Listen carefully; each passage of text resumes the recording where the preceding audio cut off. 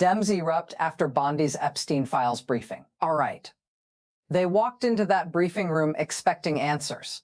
What they got instead sent shockwaves through the entire Democratic caucus, because Attorney General Pam Bondi just sat down with members of Congress for a closed-door session on the Epstein files. And what came out of that room afterward was something nobody expected to see. Democrats didn't just leave frustrated. They left furious, visibly, publicly, on camera furious.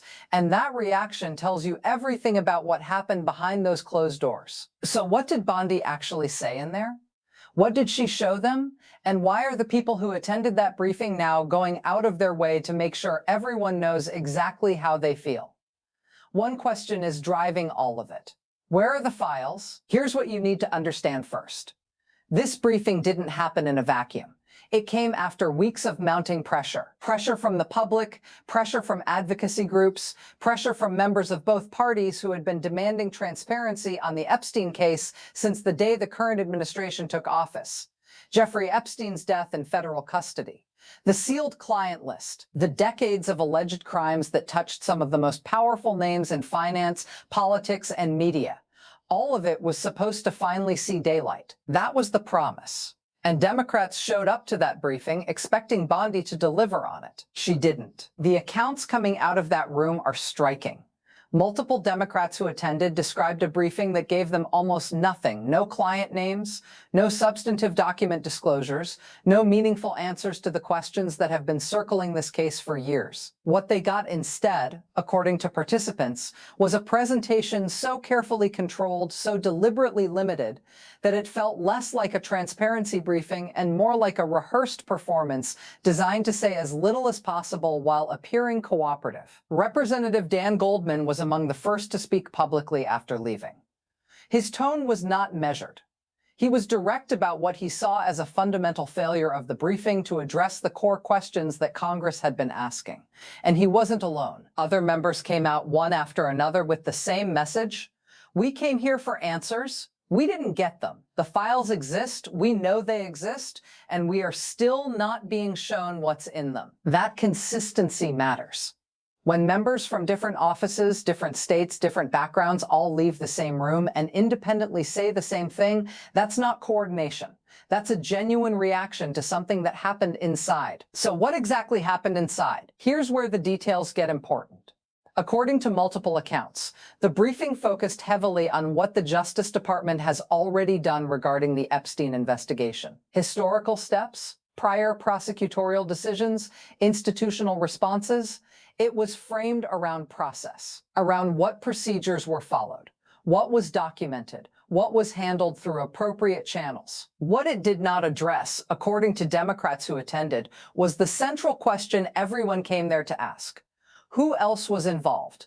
What do the sealed files actually contain? And why have those files not been released to the public? Those are not procedural questions.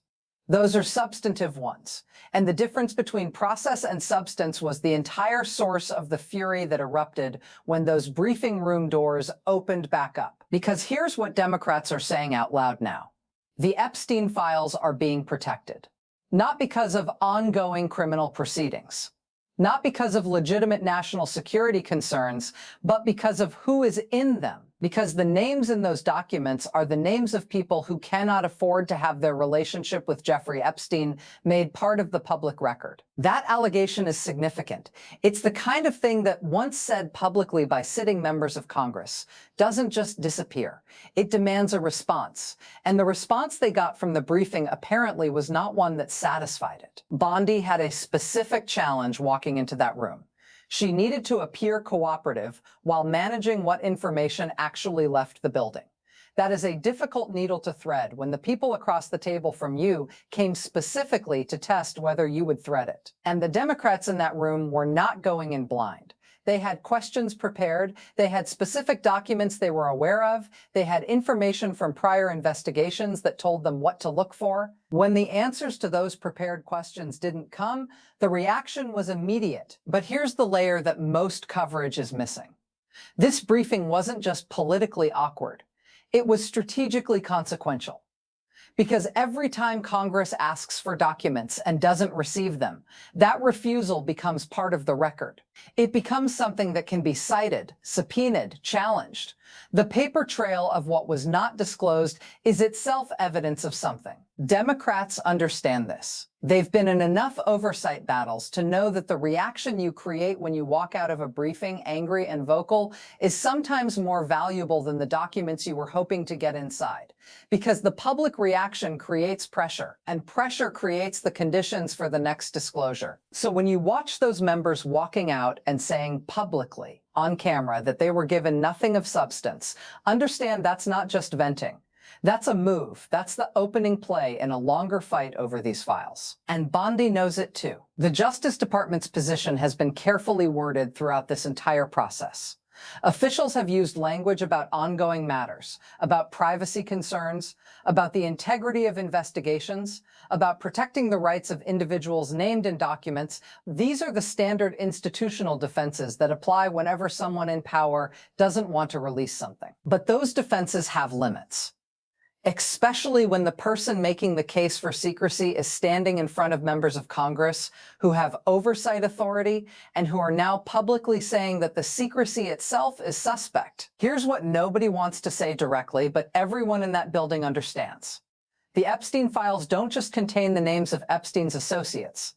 They contain a record of what investigators knew, when they knew it, and what decisions were made about how to proceed with that knowledge. The files aren't just about Jeffrey Epstein. They're about the institutional responses to Jeffrey Epstein. And those responses involve agencies, officials, and decisions that span multiple administrations. That's why this is so complicated. That's why the briefing was so carefully controlled. Because full disclosure doesn't just expose private individuals. It exposes institutional failures that go back decades and that implicate people and systems on both sides of the political divide. Democrats walked out furious. But here's the question they're going to have to answer to.